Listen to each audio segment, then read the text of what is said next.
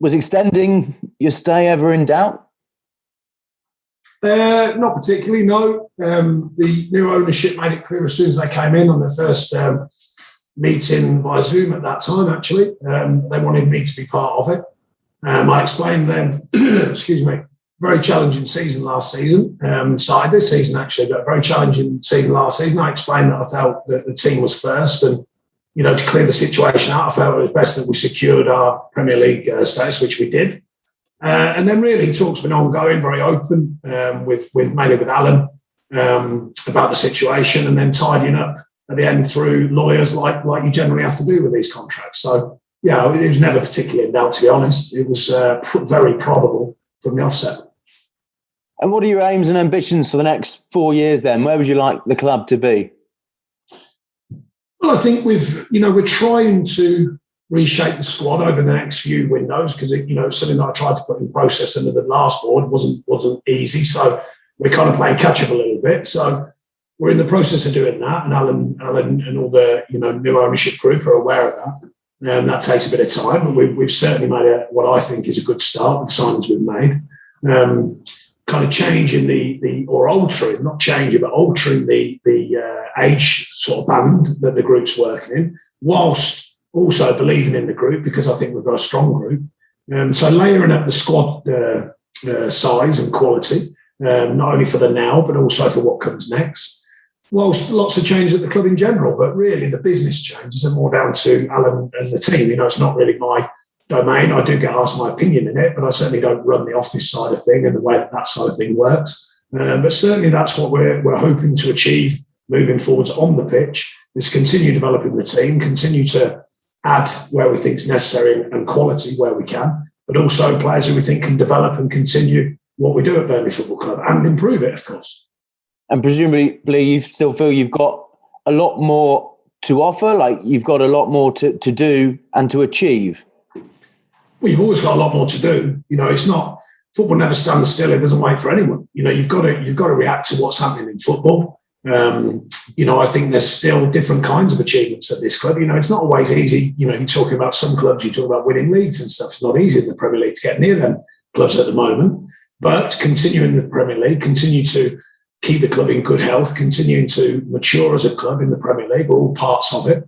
We've done that well so far. We've had a challenging start to the season, but that can happen. It's happened to us before. So we need to correct that for sure. But beyond that, we're looking at not necessarily the bigger picture as in, 5 years, but we're certainly looking at, year one going into year two. And that's why we've got the players who we think can continue the development of the team and their own development, of course.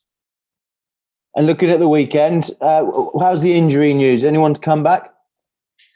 Nathan Collins should be back in amongst it. Kevin Long comes through 90 minutes in the week, but still got a bit of a way to go to true match fitness. Conor Roberts has had his first run out for 45 minutes, so they're on their way back. Dale Stevens is still a bit further behind that, but they are showing good signs of getting back to full fitness, and the rest should be fine. And Maxwell Cornet, is he match ready yet? Well, I don't know about match ready, but he's certainly, don't forget, he's been playing, so Premier League is different physically. We've had our testing protocols, which we do with every player, and he fared reasonably well, but there's still a little bit more to go and getting used to the group. So he's certainly available, as you saw the other night, but, pitching him in at the right time is important. I've said many times, we're here to make these players, not break them, so it's got to be appropriate when he plays, why he's playing, how he figures, and his understanding of the team. His English is still pretty limited, but he's fitted into the group well, comes in with a smile, wants to join in, wants to train, so all good signs so far. You touched on it there. It's obviously early days, but no win in your first 4 games. Are you concerned at all by that? Well, concern's a funny word. I mean, I'm aware of it, quite obviously. The performances have been pretty reasonable, if not better than that, actually. The detail within them has let us down a couple of times, and that's been the difference. Both ends of the pitch, because we've created enough chances. I'm pretty pleased with that side. I think early last season we did have a lot of injuries, but we weren't really creating much. I think we are creating. We've just let some, what I would say, unfamiliar moments, not just the individual moment for a goal, but sort of spells of 5 or 6 minutes, 7 or 8 minutes, and they've cost us. And, that's not like us. So I think that focus and attention to our performances has to run through that throughout the whole game. That being said, it's kind of a bit of a trade-off because I think we were a bit unfortunate against Leeds, and the other games we've fared pretty well in, actually, and delivered pretty decent performances. But I've never been naive enough to know what you need, and that's points on the table. Your side's tackling has come into the spotlight a little bit. Jurgen Klopp and Rafa Benitez not happy. What have you made of that? Well, I've made exactly what I've said for years about tackling the game. The physicality in the game has always been there. The last few years, it hasn't been there.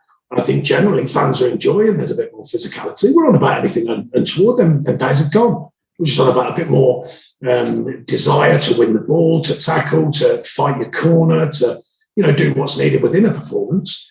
I don't think there's any drama to it whatsoever, personally. It's a strange thing, actually. There's a couple of tackles have been brought up and almost, a lot of noise about it. And I've been going on about people diving all over the place for years and hardly any noise about it. So go figure. Don't know which is worse. Well, I do know which is worse. I prefer children around the world to stop diving than I would now and again they put a tackle in, to be honest. Do you think managers are trying to negate one of your side's strengths? I don't know. Every manager will have their own view. I respect every manager at every level. I know how tough the job is. I've never questioned managers' views on me or the team particularly. I recently questioned somewhat Jurgen Klopp's comments, but I don't think it was untoward when I questioned. I thought it was a fair view. I try and give a fair view. And managers have their view. If people want to, form other opinions from their views and take that further, that's often down to the media. That's not down to me. In terms of this weekend, Arsenal have developed a reputation for not liking the physical side of the game in recent years. Is that something you feel you can exploit? No, not at all. We've never felt that with any team. I just want the team to play really hard and really fair. That's all. Against anyone we play against. Doesn't matter who we're playing against. The same rules apply. Just be fair. Just get on with it. I think it was our 97th game with that red card. Must be tragically ugly, must be really tough, I think. 97 games without a red card. If you think about it rationally, that's pretty good going. What do you make of Arsenal at the moment, though? Struggled at the start of the season. They got the first goal and their first win last weekend, but before that, it's been pretty tough for them. Good time to play them? Yeah, they're still a good side. They've still got talent. They're obviously a club in a large transition from management points of view or player points of view. Look, it's very difficult. It's difficult at all levels. There is a higher expectation, obviously, at clubs like Arsenal. We all know why.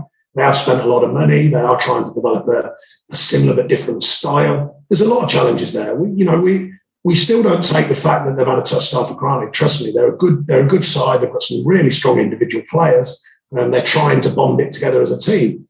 We've got to continue looking at what we do. I'm not here to worry about Arsenal or any other team. We've had a tough start ourselves. We've got to make sure we're turning what I think has been reasonable, if not better performances, but we've got to turn them into results. It's simple as that. Under Arteta, they haven't beaten you. Does that give you confidence? Does that give you a slight edge? The last one doesn't guarantee the next one. All it does is mean that you are capable. So we know we're a capable side against, certainly to be competitive in this division. So that's our key focus, to remain competitive. And as I said, the details are important. Turn them details the right way, and all of a sudden you're winning games. Thanks, Sean. Good luck for the weekend. Thank you. Thanks, James. Simon Crabtree, PLP. Hi, Sean. Congratulations on the contract. Thank you. What in reality changes when you put pen to paper? Can it be unsettling when the manager gets into that last season of the contract? We've seen it at other clubs. Has it been the way at Burnley, or because of the confidence that you've mentioned, has everybody just cracked on as normal as can be? No, I don't think there's anything unsettling or not for me. I've been working as hard as I ever do here. And I think my staff have. I think, the players have been. But the only thing I would say is maybe the agents and the players' agents maybe wonder, is he staying, is he going, and that sort of thing. But I don't think that's upsetting. I think that's just part of the business, part of the industry we're in. As far as, I know you touched upon it, the Everton game, that 7 minutes that couldn't have been more Burnley-like in terms of, I'll leave the words for you to describe what it was like. But have you addressed that specifically this week? No, not particularly, because, it's happened twice, but, in twice in recent times. But when you look across a long period, it is unfamiliar. So, a little bit of a lack of concentration, a lack of focus, a lack of work in transition, which we know the Premier League is increasingly about. But, the players here are open, they're honest, they're a wise group and continue to get wiser through the challenge of the Premier League. They know as well as I do. I reminded them on a few things, showed them a few things that I thought were relevant, from the game. the balance of the details. We created some very good chances. We had at least a fair feel of the game at Everton, which is not easy to do when you're away from home. We had a penalty not given, which in my view is a definite penalty on James Tarkowski. So, some things are going against us. We want them to come back our way, of course. But we still like to think we can control our own situations and our own performances and in turn wins. So that's the main focus. But there are a couple of other things that don't get a mention that do affect the outcome of the game. Do you want to mention them? I just did, didn't I? I thought. I thought you were going to say there's more as well. I'll reiterate my clear, succinct words. The fact is that we had a penalty not given. We had chances. Yeah, I thought you were going to say there was more. Sorry, I must have just heard my own words. Or I'm just thick. I'll let you decide that bit as well. Just finally, don't answer that, Sean. Just finally. I was going to say, we know the answer. Come on, you. Just as far as Maxwell is concerned, then, I know you said about it needs to be the right time of when he comes in. Possibility of the Carabao Cup, is that a good moment? No, look, it's a possibility for all games. I never take anything for granted, particularly after last season with injuries and the like, not necessarily form or tactics, sometimes injuries. He's fit enough. I just think the Premier League is different. But there's a chance he'll play at any given time, and I'll just make the decision on when that is. Thank you. Cheers, mate. Thanks, Simon. Daniel, Radio Lanx. Hello. Beardy, sometimes we get his names actually down. That's very much the way that this works. Extremely large forehead today, there's quite a lot of sun, quite a lot of light shining off it as well. I can see in the camera. Yeah, I've got you. Mind you, I haven't suffered with that myself. You've just signed a new contract. You're going to have to look at my face for a bit longer, which is a little bit alarming for you, I'm sure. No, it's absolutely wonderful. Joyous. I feel the same way, dear. Thank you. Thank you. Just on the contract situation, you've obviously been manager for a long time, and that's something that doesn't happen a lot in modern football. Just as far as your life is concerned, your life as a person, as a bloke, rather than as a footballer and a football manager, Burnley's an absolutely huge part of your life now, isn't it? Yeah, it has been for a while. People sometimes forget when you're a manager that you do actually have a life. But I do. Family deals with it well. I've been away, on and off away for a while now. There's always challenges with that, but that's the realities of a job, not just my job. Businessmen, businesswomen around the world, around the world. You have days when you're away, you have to stay over, you have to travel. Something I don't think I'm not that precious about it. And regarding becoming part of my life, yeah, of course. But it's one of the strange things about life. I just get on with it. I don't really stop this. I know I've been asked a similar question about, varying moments in time, the successes we have. I think you reflect on life more distantly. So in the future, somewhere when my life changes with Burnley, which inevitably somewhere down the line it will, maybe you look back at it differently. But at the moment, it's just get on, work hard, do what you do, enjoy it the best you can. There are some challenges, but enjoy it and make life make sense. So I think you just get on with it. I do. I just get on with it and keep at it. How important are those real life considerations? If it wasn't working out for you, if you needed to be with the family more, if that arrangement wasn't working well, would you have entertained a new contract, or would it have been, I need to look at something else? Well, it always gets spoken of. When I got here, my kids were little kids, and now they're young adults, and they're forming their own lives, their own opinions. And I've missed my fair share of that, and that's a challenge. Quite obviously, it weighs heavy sometimes, but that's the challenge of life. Like I say, it's not, I get precious about it. It's not just me. Many people in many different walks of life have different lifestyles that stretch, the family life. The trade-off is in other ways we live a very good life. So there's a balance to it. We've talked a few times about improving players and getting more out of players who've been around for a while and you've had at the club for a long time. Does that apply to you as well? Do you look at the next 4 years and think, I need to improve and there are things that I've got to work on and I kind of want to squeeze a bit more out? Yeah, absolutely. The challenge of management, whenever I speak to particularly the legend of the game, so Alex and Arsene Wenger and these people, amongst many others, by the way, but just name check two, they'll tell you, you're always looking for something the next. It can sometimes be as small as a comment from someone. It can sometimes be as big as a tactical reformation or replanning. It's not an easy task, and how far you stretch what you do to not lose sight of what you do, by the way, because obviously a lot of what we've done here is successful relatively to the market we're in. how do you keep modifying it to move forwards? How do you keep modifying styles? We do look at it more than people think, trust me. I know you know that, to be fair, and the analysis we do, the behind the scenes work we do, obviously recruitment is another side of the game. And how then that molds the team, molds you to affect the team, affect the people you're working with. I do a lot of work with a psychologist here, or myself, as well as the players. I think that's important to find that balance and clarity. So there's all sorts of things you try and put in your toolkit to improve. It's just that, at the end of the day, it never gets spoken about, because guess what? You've got to win a game. If you don't win enough of them, off you pop. So there's lots of things go on. Lots of things go on to improve what you're about as a manager, to continue to hopefully rub off on your staff and the players. So many different ideas and thoughts. And it's picking the right ones, basically. It's picking the right things that are going to make a difference. 97 games without a red card, Sean. Is that something you're proud of? Is that kind of something that is a source of pride to you, that you haven't had a player sent off in all that time? I think it was Robbie Brady, and I think we challenged that as well.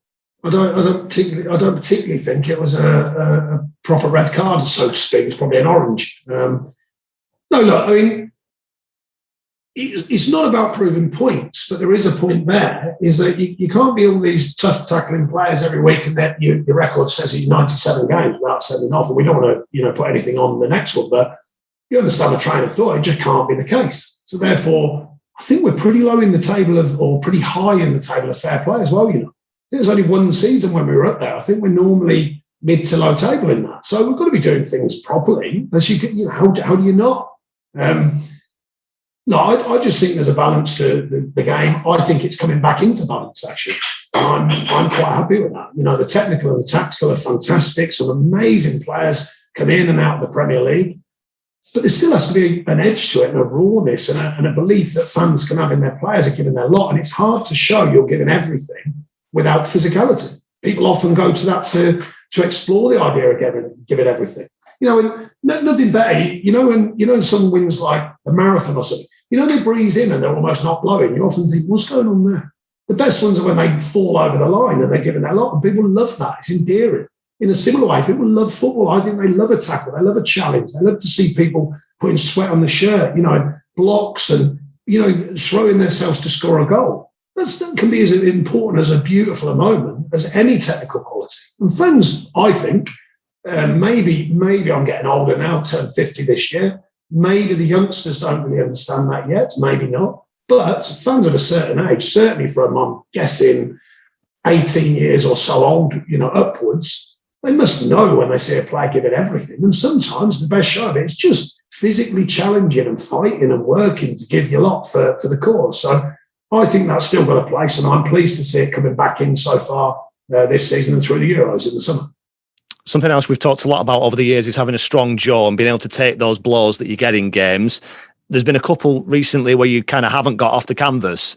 Is that something that is uncharacteristic? Is that something that you can get back quickly?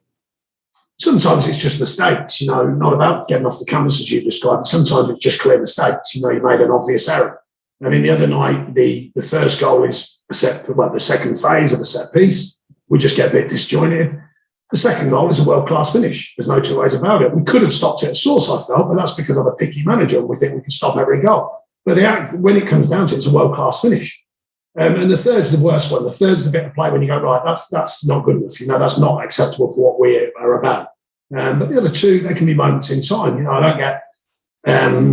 it's not a theme all the time to these things. Sometimes it's just moments in a game. Because up until then, when we scored, we were actually the better side, I felt. Stronger side, delivered a very good performance, particularly away from home. And strangely, the one thing I would say is the goal didn't boost us. Usually the goal almost gives you more energy and more open-mindedness to the game and to take it on. And we just looked a little bit edgy. And that sometimes comes when you haven't had your first win, of course, and the psychology of that. And the start to a season is difficult when it's not the start you would want, and Arsenal have had the same thing. What qualities do you need, in your experience, to get through that and come out the other side? Well, I'd like to think, my experiences of it, you need balance to what the situation is, the truth of the situation, internal balance, not the external noise. I've always focused on what I believe in camp. The players need that as well. there is an obvious challenge of the Premier League. So if you look through the Premier League, apart from usually, I appreciate Arsenal had a sticky one, but usually the teams outside of the big 6, 7, maybe 8 clubs, they mostly have a period of the season when it doesn't go their way. Maybe and hopefully ours is this beginning and we fight this through and we get through it and we come through a good result, and then it changes, and it changes very quickly. But you've got to work to do that. You've got to work to make it change, and that's been the key message all week. And I've just finished with Simon Grayson, and he mentioned your new contract and said, now you've got a new deal. You're buying the Shah Jahan next time, apparently. I do owe him, to be fair. I haven't seen him in a while. He's someone who's been very, very good value for me in these parts, and I do always like when I bump into him. Bumped into him on numerous occasions, from football matches to concerts. So, and it's fair to say I'm in good shape to at least treat him to a curry at Shah Jahan. That's a fair one. Thank you. Cheers, mate. Thanks, Dan. Eleanor, do you have a question? No, I think I'm all right, thanks. Everything's covered there. Hi, Sean. Are you all right, Elaine? I haven't seen you for a while. Eleanor, sorry, are you okay? Yes, good. I've been a bit busy with tennis, but getting my head back around football. Mate, what's going on with that then? No, I know, yeah. It's been a bit newsy. So, good timing. But it's good to be back. Great stuff. Alex, James, do you have a question? Thanks, Sam. Hi, Sean. Congratulations on the new contract. Thank you. Just on that, how much of a role has Alan had to play in that? Because obviously a change of ownership brings perhaps a level of uncertainty all around at a club, but it seems from the outside looking in that you're both sort of on the same page as how you want to move the club forward. Yeah, I mean, obviously a main role. You know, it's inevitably the biggest decision of all. And when, you know, these things happen and pen goes to paper, and Alan is actually open-minded. I think he takes process and opinion well, and he wants that. But inevitably, it comes down to his decision to sign off on things, and he was more than happy to sign off on my situation. We opened our negotiations our negotiations were very open between two of us, so it was quite simple in that format. And you know, I'm pleased that he aligns, or I align with him, whichever way you look at it, and what we think are the next moves for the club to make.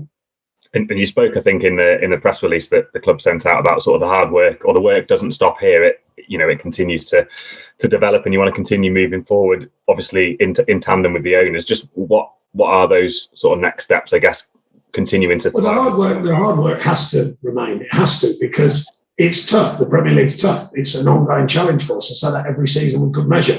The idea of the alignment of the next steps has been the key thing, and Alan's been very, very open with me on what they think they could do, what they think they could achieve, how they want to achieve it. Like I say, more on the football side, you know, I've got too much on, and the way this club's developed now, you know, I used to have a say in lots of areas of the club, and now as we've grown and the staff have grown, it's fair to say the office side and the running of that side, they ask it, you know, I share my opinions, but I don't actually get involved with the running of that. It's the football side, you know, and I've been taking care of business on that side. So that side was very clear. We totally agree on that side. And then the playing side, you know, how can we develop the team? Still within, I would say, a fair-minded view of the finance. You know, as I said, you know, if you look at this summer, we've spent some money which was needed. We've equally bought in the numbers that we did for Ben Gibson and Josh Benson and Jimmy Dunn. So we've bought in some money as well. So there's still a balance, but I just think the balance, as I called it, is a little bit more stretched in a favourable way, in a more positive way. And I think Alan's made it clear that's their intention. You know, within reason, of course, but still can we better the situation? Can we go and improve it? Can we be more open-minded with our recruitment? Certainly outside of the UK, let's say. So that's what we're looking to do, and that's what we have done. Just, I know you've touched on the tackling thing, and we've been over this many a time before, but I think that James Tarkowski one on Richarlison is the one that seems to have got a lot of traction in the national media in recent days. And Gary Neville said it had no place in football, but it was clearly a ball-winning tackle. There was not even a foul given, let alone a card. Do you sometimes feel like you can't win when a Burnley player makes a tackle, because it seems to resonate more than any other club doing a similar sort of challenge? No, not really. I think, you know, you get put in a box very quickly in life. You know, me, the club, the team, all of that stuff. There's a lot of positives as well, by the way. It's not just negatives about what we achieve here and what players achieve. Now and again, there is just by the nature of the game, but I've got absolutely no problem with people's view. I never have that. It's a game like that. It's a sport. It's an industry like that. Everyone has a view on every single moment. So you just get used to it. I've got no problem at all with whatever people think of me or us. It's entirely their choice to have their own opinions. That's probably the way of the world. Everyone will have their own opinions. It's just nowadays through social media and the like, and the media streams and the amount of coverage of football, there's even more opinions. But that's just fair for what the industry stands for. As many opinions as people want to listen to. That's more or less how it is now.